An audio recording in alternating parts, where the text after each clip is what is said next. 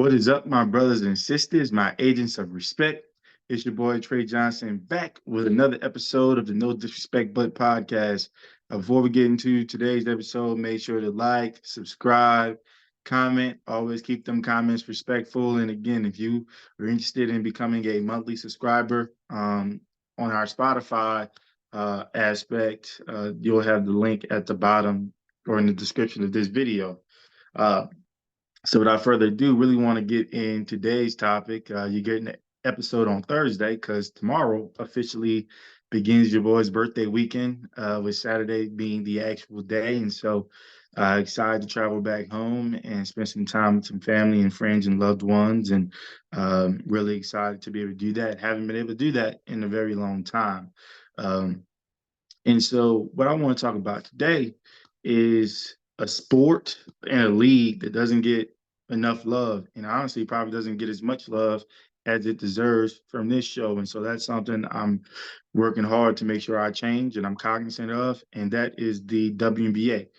WNBA playoffs are upon us, and I'm so excited to talk about the teams that are here and what I'm expecting. Definitely want to slow walk this. Don't want to put everything in one episode because I do want to give some time and attention to some things. And so, we're really going to talk about the first round. But if you're already wondering what I'm thinking on how this year is going to end, uh, if you remember, we did a preview episode of WNBA, and much like then. Now, I mean, no disrespect, I believe it's a two-team race, being the Las Vegas Aces and the New York Liberty. I just think those are the two super teams in the league, and it's just a collision course waiting for them. But there are a lot of teams, a lot of good teams that were able to secure their spot in the playoffs, and so I want to make sure I give them some time in their potential matchups and kind of give you guys a preview of what I think is going to happen. The playoffs actually. Kicked off last night with the one seed Las Vegas Aces going against the eight seed Chicago Sky, and the third seed Connecticut Sun going up against the sixth seed Minnesota Lynx. And so we're already underway, but not far enough to where I feel like, hey, I can start saying some things and talking about it. And so, for those that aren't familiar with the WNBA playoffs and how that works, so the league itself has 12 teams, and the top eight teams make the postseason. And so it kind of goes traditional: one versus eight, two versus seven, three versus six, and four versus five. And that first round is the best out of three. So the first team to two wins the series and moves on or advances to the next round. Higher seed gets the first two games. So just to use examples, the Las Vegas Aces, they would host the first two games, and the third game would be in Chicago if necessary. So if Chicago, they weren't able to win game one, so if they somehow win game two, that third game will be in Chicago, with a chance for them to win the series. It's kind of unique in a way because, if the road team can steal a victory, they then get the home field advantage, and a chance for a series upset to do that in front of their home crowd.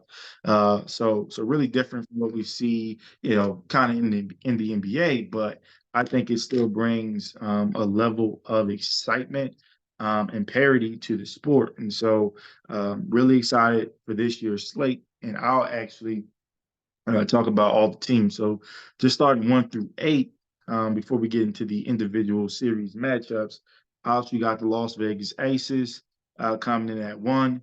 You got the New York Liberty coming in at the second seed, Connecticut Sun at the third seed.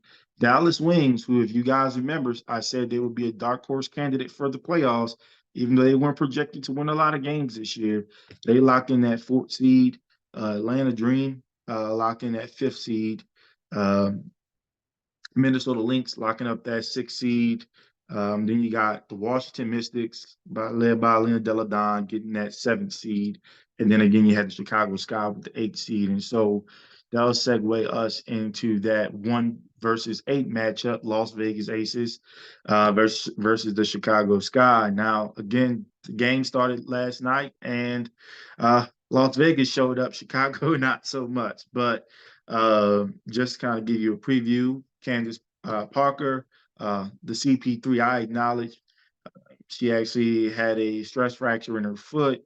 about a month or so ago, and so she finally got some surgery on that, and it's looking like she will miss this postseason, which is sad because she was one of the reasons why the Vegas Aces were seen as a super team.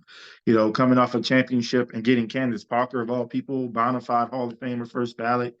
Um, One of the best of all time in the WNBA, two-way superstar, and she was going to bring some defensive attitude, be another ball handler on the court, and honestly, she was doing her thing in her time with the Aces, but unfortunately had a stress fracture, and it's looking like it may put her out for the rest of the season. But who knows? Things happen. She might be healing up a little bit quicker than folks might think, and she may be able to join this championship run if the Aces can stay in the game. So excited to see what they have. But at the end of the day, they still have Asia Wilson, still have Chelsea Gray, still have Kelsey Plum, and a host of other players led by the GOAT, Coach Becky Hammond. So I mean, they're the odds-on favorites to win again, and there's a reason why. They're a really talented team. And so they are playing a Chicago team that lost a lot of folks from the previous season, including Candace Parker. They lost Vandersloot, who I believe is playing with the New York Liberty now. So they lost a lot of key pieces from their previous championship running. So probably a team that folks thought were going to be rebuilding, looking at the Caitlin Clark sweepstakes, and they said no way in hell. And Kalia Copper is a big part of that. And she was their leading scorer, helping them secure a playoff spot, just edging out the Los Angeles Sparks. So shout out to them doing what they had to do to secure a spot. They just happened to run into a juggernaut being the Las Vegas Aces, and the Aces were able to put them away quite early last night.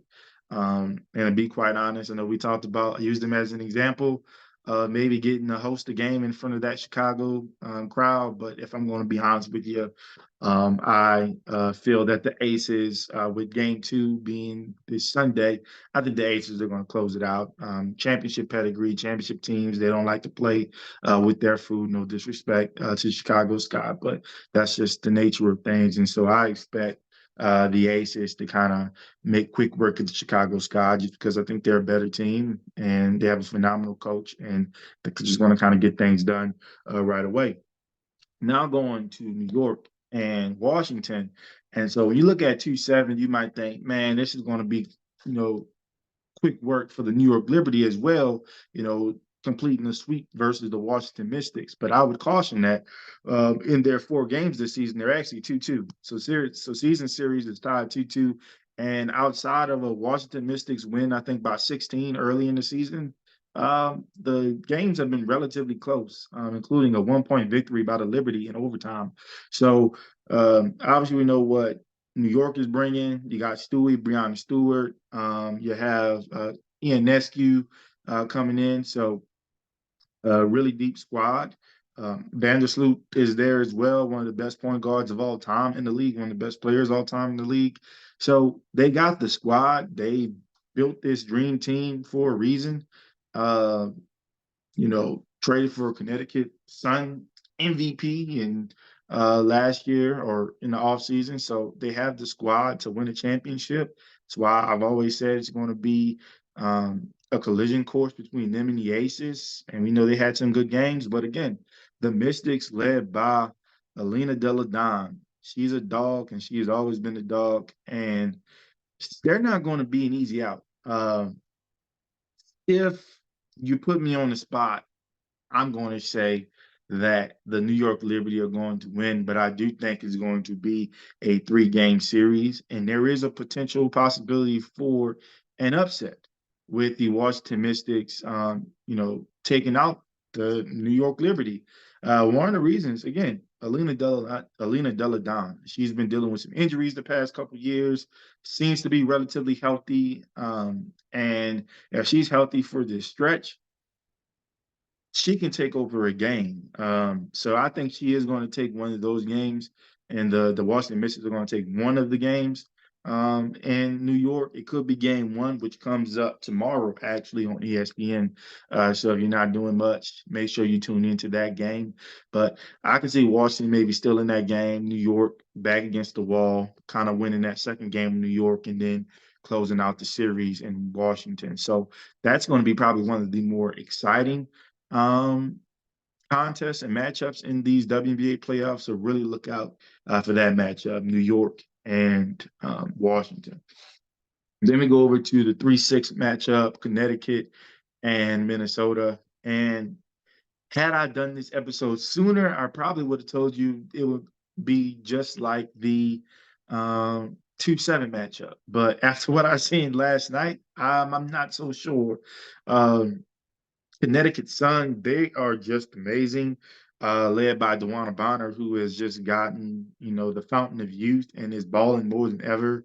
For a while, was more of a role player, especially on some of the Phoenix Mercury teams, but she is a bona fide star in her own right, stepping up to the plate.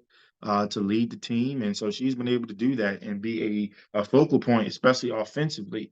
And she, 3-point specialist, led kind of that barrage with those 16 3-pointers, shooting over 50%. Not her alone, but as a team, they shot 16 3-pointers, over 50% from 3-point range.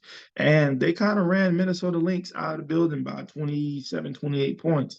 Now, look, Minnesota, they might not lay down. Another team, I believe they had the second overall pick in this previous WNBA draft.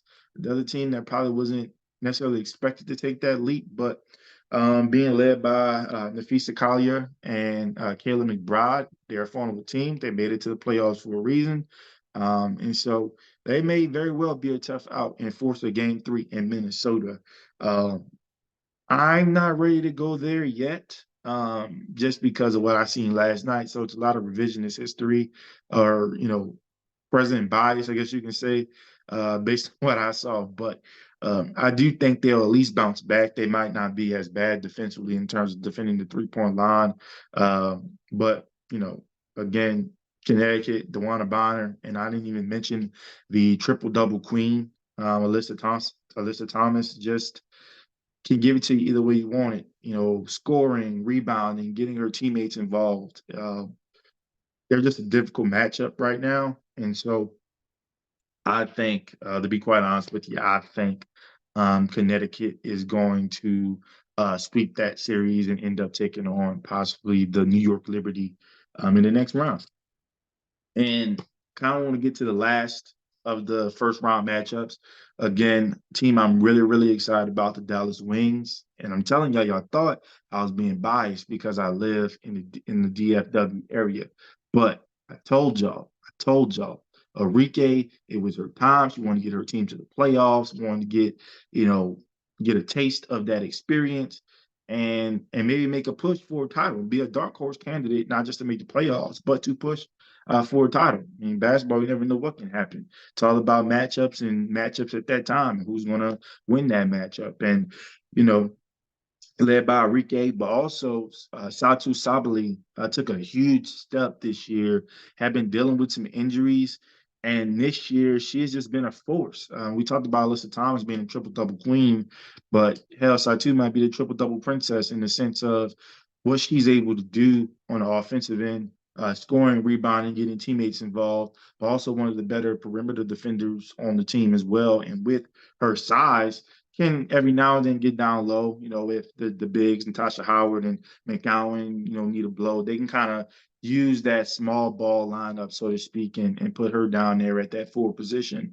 And they've done very well, coached by their first year coach. And, they've put the things together to have a good season. 21 or 22 wins on the year, I believe. And I've been to a couple games, and the atmosphere there is amazing.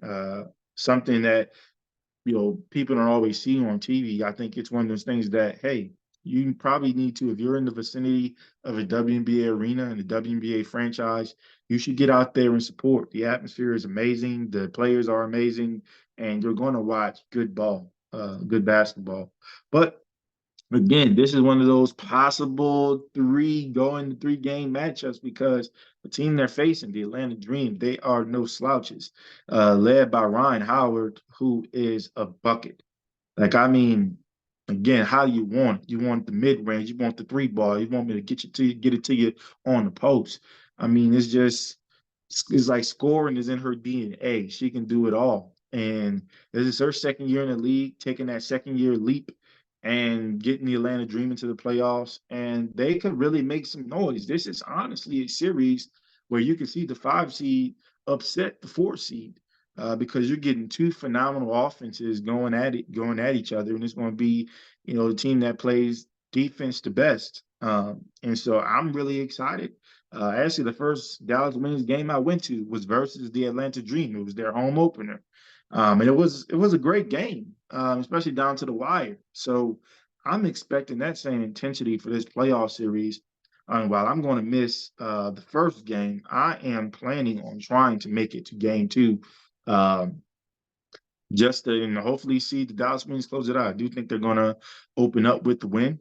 And I'm hoping that that second game is a sweep, but you never know. Again, like I said, you're playing against a well-coached team, a team that knows how to put the ball in the hole, and uh, who knows what. This is probably going to be the best. I know New York Liberty and Washington, that's going to be one, but I think here you're truly getting two even teams where the game can go either way. And this is probably going to be the first round series that steals the show. And so I'm excited.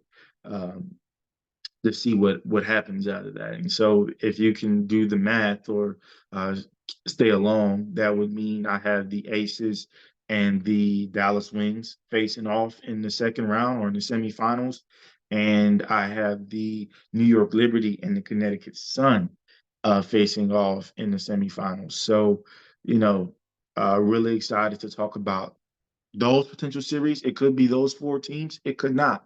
So going to let this first round series play itself out. And as we kind of go into the semifinals, we're going to do the same thing. Kind of talk about, okay, what are some things that happened in the previous round? What are you looking forward to? Are there any changes? Any more of the same? And then from there, we'll talk about the semifinals. Then hopefully, we'll be talking about a WNBA Finals preview. Well, where I'm telling you, we are going to go game by game. Semifinals are a best of five series, and so are the WNBA Finals. So we're going to do game by game what we saw from each particular game and what we're looking forward to in the following game. So that's kind of how we're going to cover the WNBA Finals. But the semifinals are going to be covered more like the first round and so on and so forth. And really excited. And I'm hoping to maybe have some folks. I know my hoop ballers, my hoop savants, lovers, they're going to watch this episode. They're going to be in tune with what's going on in the WNBA. And so definitely going to see if I can get some folks who are watching, who are paying attention to hop on. Might be some familiar faces, but um, really want to give these women in that league the love, respect, and support that they deserve. It's been a hell of a season. They added more games than they had before. Games were more accessible than they've ever been before. So for the we don't see it enough on TV crowd, nah, you just weren't really looking because you could watch it on ESPN, you could watch it on UPN, you could watch it on Amazon Prime, whatever it was. There were matchups there or options there to watch the league. And so if you haven't really been able to, or haven't committed yourself to watch the regular season games and know some of these stories, I strongly encourage you to pay attention to these playoffs. I think much like March Madness did for college women's basketball, I think the level of basketball, the star power that we're going to watch in these WNBA playoffs, it's going to take that league to a whole nother level. And I'm so excited to be an observer of that. And I hope you guys join me in that quest. So, with that being said, how we always finish. If I said anything that offended anybody, that's a good thing. It's an opportunity for me to learn. It's an opportunity for you to teach me. All I ask is that you keep it respectful. Peace.